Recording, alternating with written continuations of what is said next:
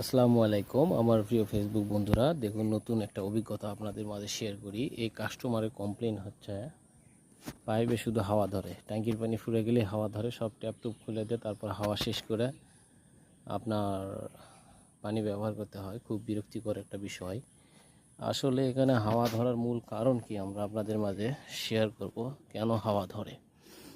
দেখুন এখানে ট্যাঙ্কির যে আউটলেটটা বের হয়েছে, আপনি ছাদের থেকে 3 ইঞ্চি আপনার উঁচুতে ট্যাঙ্কি বরাবর আর কি। চলেন মূল বিষয়টা আপনাদের মাঝে একটু দেখাই।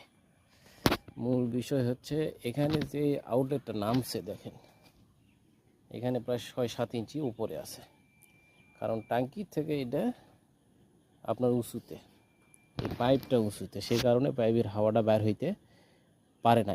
এইটুকু পাইপের মধ্যে যে হাওয়াটা থাকে, এই হাওয়াটা বাইর হইতে পারে না।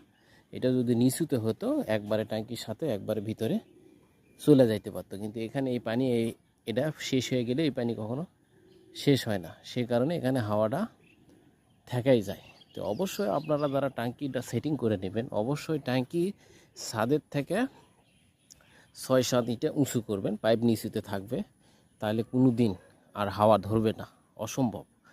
তো এটাই হলো একটা বিষয়। কিছু কিছু বাড়িতে আমরা এরকম পেয়ে থাকি, সেটাই আপনাদের মাঝে শেয়ার করলাম। এটাও একটা শিক্ষণীয় বিষয়। হাওয়া ধরা এটা একটা বিরক্তিকর, প্রতিদিনই মানুষের ট্যাঙ্কির পানি ফুরে যেতে পারে, কিন্তু হাওয়া সব সময় ধরলে একটা কষ্টসাধ্য একটা ব্যাপার হয়ে যায়। তো অবশ্যই ট্যাঙ্কিটা একটু উঁচুতে দেওয়ার চেষ্টা করবে, তাহলে এই হাওয়ার কিচ্ছাটা আর হবে না। ধন্যবাদ, ভালো থাকবেন সবাই।